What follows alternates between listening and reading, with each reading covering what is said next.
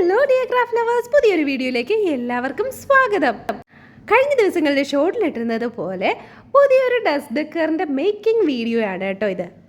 ഇത്രയും തന്നെ വരച്ചെത്തിയപ്പോൾ നിങ്ങൾക്ക് എല്ലാവർക്കും മനസ്സിലായിട്ടുണ്ടായിരിക്കും ആരെയാണ് ഇന്ന് ചെയ്ത് കാണിക്കാൻ പോകുന്നതെന്ന്. അതെ, നമ്മളുടെ എല്ലാവരുടെയും ഫേവറേറ്റ് ആയ കാർട്ടൂൺ ക്യാരക്ടർ മിസ്റ്റർ ബീനെയാണ് കേട്ടോ ഡസ്റ്റ് ഡെക്കർ ആക്കാനായിട്ട് ചൂസ് ചെയ്തിരിക്കുന്നത്. ഞാൻ വലിയൊരു മിസ്റ്റർ ബീൻ ഫാൻ ആയതുകൊണ്ട് തന്നെ ഏത് കാർട്ടൂൺ ക്യാരക്ടറിനെ ചെയ്യണം എന്ന് രണ്ടാമതൊന്നും ചിന്തിക്കേണ്ടി വന്നതേ ഇല്ല. ഞാൻ ഉറപ്പിച്ചതായിരുന്നു നമ്മളുടെ മിസ്റ്റർ ബീൻ ഉള്ളപ്പോൾ പിന്നെ വേറെ ആരെയാണ് ഡസ്റ്റ് ഡെക്കർ ആക്കാനായിട്ട് ചെയ്യേണ്ടതെന്ന്. അങ്ങനെ ഞാൻ കയ്യിലുള്ള ഒരു ക്യാൻവാസ് ഷീറ്റ് എടുത്തിട്ട് അതിലേക്ക് മിസ്റ്റർ ബീൻ്റെ പടം നോക്കി അങ്ങനെ വരച്ചുകൊണ്ടിരിക്കുകയാണ്. വരയ്ക്കാൻ പറ്റില്ല ചേച്ചി എന്ന് പറയുന്നവരുടെ അടുത്ത് എനിക്ക് പറയാനുള്ളത്, ട്രേസ് ചെയ്തെടുത്താൽ മതി, സ്കെച്ച് ചെയ്തെടുത്താൽ മതി. എന്തായാലും ട്രേസ് ചെയ്യാനും സ്കെച്ച് ചെയ്യാനും അറിയാത്തവരായിട്ട് ആരും ഉണ്ടായിരിക്കില്ലല്ലോ. ഞാൻ പിന്നെ ഈ വരച്ച് ചെയ്യുന്നത് കാരണം ഒരുപാട് സമയം എടുക്കുന്നുണ്ട്. തെറ്റുന്നത് മായ്ക്കും, വീണ്ടും വരയ്ക്കും, മായ്ക്കും, വീണ്ടും വരയ്ക്കും, അങ്ങനെയാണ് ഞാൻ ചെയ്തുകൊണ്ടിരിക്കുന്നത്. അതുകൊണ്ട് നന്നായിട്ട് സമയം മെനക്കെട്ടാണ് ഈ പരിപാടി ചെയ്തുകൊണ്ടിരിക്കുന്നത് കേട്ടോ. ഇതുപോലുള്ള വട്ടുള്ളവരൊക്കെ പിന്നെ ഇതിന് വേണ്ടിയിട്ട് സമയം മെനക്കെടുത്തിരിക്കുന്നവരായതുകൊണ്ട് പറഞ്ഞിട്ട് കാര്യമില്ലല്ലോ. അങ്ങനെ നമ്മുടെ മിസ്റ്റർ ബീൻ്റെ വരപ്പ് പരിപാടി പുരോഗമിച്ചുകൊണ്ടിരിക്കുകയാണ്. ക്യാൻവാസ് ഷീറ്റൊന്നും ഇല്ലാത്തവരെന്ത് ചെയ്യണം എന്ന് ചോദിച്ചു കഴിഞ്ഞാൽ, നിങ്ങളിപ്പോൾ A4 ഷീറ്റോ സാധാരണ പേപ്പറോ എടുക്കുകയാണെങ്കിൽ അതൊന്ന് ജസ്റ്റ് കാർഡ്ബോർഡിലേക്ക് സ്റ്റിക്ക് ചെയ്തിട്ട് കട്ട് ചെയ്ത് വെച്ചാൽ മതി. അത് നന്നായിട്ട് സ്റ്റാൻഡ് ചെയ്തോളും.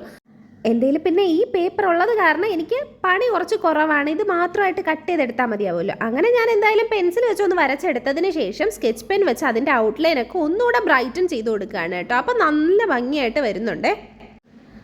സ്കെച്ച് പെൻ ഇല്ല എന്നുണ്ടെങ്കിൽ തിക്കായിട്ടുള്ള മാർക്കർ വേണേ യൂസ് ചെയ്യാൻ. കാരണം തിന്നായിട്ടുള്ളത് യൂസ് ചെയ്യുമ്പോൾ ഈ ഡസ്റ്റ് ഡെക്കറിനൊക്കെ ചെയ്യുമ്പോൾ അത്രത്തോളം ഭംഗിയിൽ തോന്നാറില്ല. ഇത്തിരി തിക്കായിട്ട് തന്നെ അതിൻ്റെ ഔട്ട്ലൈൻ വരുമ്പോഴാണ് കേട്ടോ അതിൻ്റെ കൂടുതൽ ഭംഗിയായിട്ട് എനിക്ക് തോന്നിയത്. അതുകൊണ്ട് തന്നെയാണ് ഞാൻ ഈ സ്കെച്ച് പെൻ, തിക്കായിട്ടുള്ള സ്കെച്ച് പെൻ യൂസ് ചെയ്ത് ഇതിൻ്റെ ഔട്ട്ലൈൻ വരച്ചുകൊണ്ടിരിക്കുന്നത്. അങ്ങനെ ഏകദേശം ഔട്ട്ലൈനും ചെയ്ത് കഴിയാറായിട്ടുണ്ട്. ഏകദേശം മിസ്റ്റർ ബീൻ്റെ ലുക്കൊക്കെ വന്നിട്ടില്ലേ? ഞാൻ പറഞ്ഞാൽ പോരല്ലോ, നിങ്ങൾ കമൻറ്റ് ബോക്സിലൂടെ തന്നെ അറിയിക്കണം കേട്ടോ. എൻ്റെ വരയുടെയൊക്കെ ഒരു പെർഫെക്ഷൻ എത്രത്തോളം ആണെന്ന് നിങ്ങളും കൂടെ കമൻറ്റ് ചെയ്താലേ എനിക്ക് അറിയാൻ പറ്റുള്ളൂ. ഞാൻ ചെയ്യുന്നത് സൂപ്പറാണെന്ന് ഞാൻ മാത്രം പറഞ്ഞിട്ട് യാതൊരുവിധ കാര്യമില്ലല്ലോ.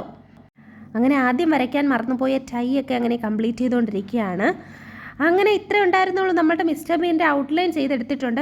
പിന്നെ ഞാൻ ഇതിനായിട്ട് യൂസ് ചെയ്യുന്ന പെയിൻ്റ് എല്ലാം കാണിച്ചു തരാണ് കേട്ടോ. ആക്രിലിക് പെയിൻറ്റ് തന്നെയാണ് ഇന്നും ചൂസ് ചെയ്തിരിക്കുന്നത്. ഇതിൽ ക്യാമലിൻ്റെയും ഫെവിക്രിലിൻ്റെയും പെയിൻറ്റ് ഞാൻ എടുത്തിട്ടുണ്ട് കേട്ടോ. എന്താ ഈ ആക്രിലിക് പെയിൻറ്റ് തന്നെ യൂസ് ചെയ്യാൻ കാരണം എന്ന് വെച്ച് കഴിഞ്ഞാൽ, ഞാൻ ഇതുപോലെ ചെയ്ത് വെച്ചിട്ടുള്ള വേറെയും ഒരുപാട് ആർട്ട് ആൻഡ് ക്രാഫ്റ്റ് വർക്ക്സ് ഉണ്ട് കേട്ടോ. നമ്മൾ വാട്ടർ കളറും സ്കെച്ചൊക്കെ യൂസ് ചെയ്യുകയാണെങ്കിൽ കുറച്ച് ദിവസം കഴിയുമ്പോൾ എന്തെങ്കിലും ഒരു ഡാമേജ് വരുമോ, ഈവൻ കുറച്ചെങ്ങാനും വെള്ളമൊക്കെ പറ്റിക്കഴിഞ്ഞ് കഴിഞ്ഞാൽ ഇതങ്ങ് തീരെ ഡീക്കായിട്ട് പോവും. പിന്നെ നമുക്കത് യൂസ് ചെയ്യാനേ പറ്റില്ല. പക്ഷേ ആക്രിലിക് പെയിൻറ്റ് കൊണ്ട് ചെയ്യുമ്പോൾ ഉള്ള ഗുണം എന്ന് പറഞ്ഞു കഴിഞ്ഞാൽ, ഇത് ഒരുപാട് നാൾ നമുക്ക് സൂക്ഷിച്ച് വെക്കാൻ പറ്റും. എത്രയെങ്കിലും വർഷം കഴിഞ്ഞിട്ട് നമുക്ക് എന്തെങ്കിലും ഒരു എക്സിബിഷനോ അങ്ങനെ എന്തെങ്കിലും കിട്ടുകയാണെന്നുണ്ടെങ്കിൽ നമുക്കിത് ആക്രിലിക് പെയിൻ്റ് ആകുമ്പോൾ വീണ്ടും റീയൂസ് ചെയ്യാനായിട്ട് പറ്റുമേ. വാട്ടർ കളറൊക്കെ ആണെങ്കിൽ കുറേ ദിവസം കഴിയുമ്പോൾ ഇതങ്ങ് മാഞ്ഞിരിക്കുന്നതായിട്ടൊക്കെ കണ്ടിട്ടുണ്ട്. അത് കാരണമാണ് ഞാൻ ഈ ആക്രിലിക് പെയിൻറ്റ് തന്നെ യൂസ് ചെയ്യുന്നത്. പിന്നെ കൊച്ചു കുട്ടികളൊക്കെ ആണെങ്കിൽ ഞാൻ ഒരിക്കലും ആക്രിലിക് പെയിൻറ്റ് സജസ്റ്റ് ചെയ്യത്തില്ല. കാരണം നിങ്ങളൊക്കെ ക്രയോൺ വെച്ച് ചെയ്ത് കഴിഞ്ഞാൽ നല്ല ഭംഗിക്ക് വരും. ഞാനിത് വീണ്ടും റീയൂസൊക്കെ ചെയ്യണമല്ലോ. ഞാനിതൊരു ഡിസ്പ്ലേ സ്റ്റാൻഡായിട്ടൊക്കെ യൂസ് ചെയ്യുന്നത് കാരണമാണ് ഞാൻ ലോങ് ലാസ്റ്റിംഗ് ആയിട്ട് ഉള്ള രീതിക്ക് ചെയ്തെടുക്കുന്നത് കേട്ടോ. പിന്നെ ഫസ്റ്റ് ടൈം എടുത്ത് വെച്ച് ആക്രിലിക് പെയിൻറ്റ് ഇങ്ങനെയുള്ള പിക്ചറിലൊക്കെ ചെയ്യുമ്പോഴും അതിന് പക്ക ഒരു പെർഫെക്ഷൻ വരണം എന്നില്ല.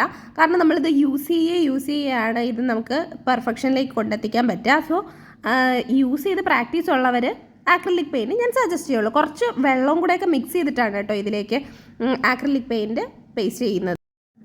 അങ്ങനെ നമ്മളുടെ മിസ്റ്റർ ബീൻ്റെ ഫൈനൽ ടച്ചാണ്. ബെൽറ്റിൻ്റെ കളർ വരെ കൊടുത്തു കഴിഞ്ഞു. അപ്പോൾ ഇതാണ് നമ്മളുടെ മിസ്റ്റർ ബീൻ്റെ ഫൈനൽ ലുക്കായിട്ട് വരുന്നത്.